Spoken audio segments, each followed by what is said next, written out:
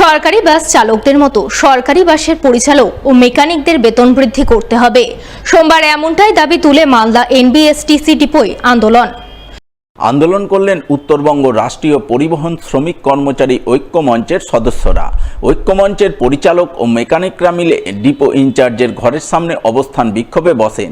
বেতন বৃদ্ধির দাবিতে বিক্ষোভ দেখান। বিক্ষোভকারীদের বক্তব্য, রাজ্য সরকার সরকারি বাসের চালকদের বেতন বৃদ্ধির সিদ্ধান্ত নিয়েছে, অথচ কন্ট্রাকচুয়াল পরিচালক, মেকানিক ও এজেন্সি কর্তৃক নিয়োজিত চালকদের বেতন বৃদ্ধির ব্যাপারে সরকারের কোনো হেলদোল নেই। এর প্রতিবাদেই তারা অবস্থান বিক্ষোভে বসেছেন। বাস পরিষেবা সচল রেখে আন্দোলন করছেন। সরকারি বাসের চালকদের মতো পরিচালক ও মেকানিকদের বেতন বৃদ্ধির দাবি জানাচ্ছেন।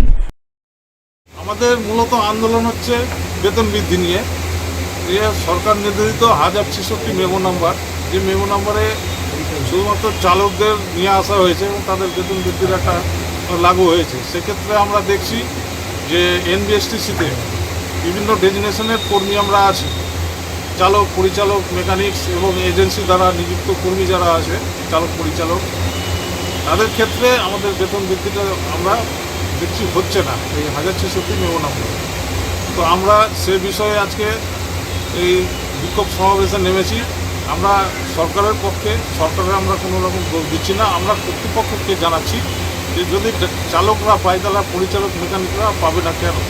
তো সেই 1066 মেমো নম্বরে আমাদের বেতন বৃদ্ধির ব্যাপারটা লাগু হোক, এই জন্য আমাদের আজকে বিক্ষোভ সমাবেশ। একই ইস্যুতে এদিন চাঁচলে এনবিএসটিসির কুড়িগ্রাম ডিপোয় উত্তরবঙ্গ রাষ্ট্রীয় পরিবহন শ্রমিক কর্মচারী ঐক্য মঞ্চের সদস্যরা আন্দোলন করেন।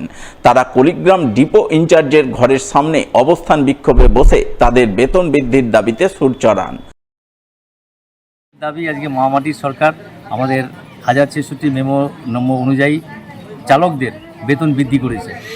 সেক্ষেত্রে আমাদের দাবি হলো যে পরিচালক এবং যারা মেকানিক্স আছে তাদেরও যেন সমপরিমাণ বেতন বাড়ে।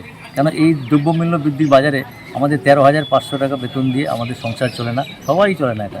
আর তার থেকে দায়িত্ব একটা বাস চালানোর ক্ষেত্রে একটা চালকের যেরকম দায়িত্ব, পরিচালকের সেম দায়িত্ব এবং সেই সমপরিমাণ একটা মেকানিকের দায়িত্ব গাড়িটাকে সচল রাখার জন্য। তো আমাদের দাবি যে আমাদের সবাইকে, মেকানিক্স, ড্রাইভার, কন্ডাক্টর সবারই বেতন যেন যখন বৃদ্ধি হবে সবারই যেন একসাথে বৃদ্ধি হয়, তাহলে আমাদের একটা সংসারটা কোনোরকম আমরা চালাতে পারি। এক্ষেত্রে আজকে আমাদের যা আন্দোলন চলছে সেক্ষেত্রে আমরা সমস্ত পরিবহন পরিষেবা সচল রেখেছি।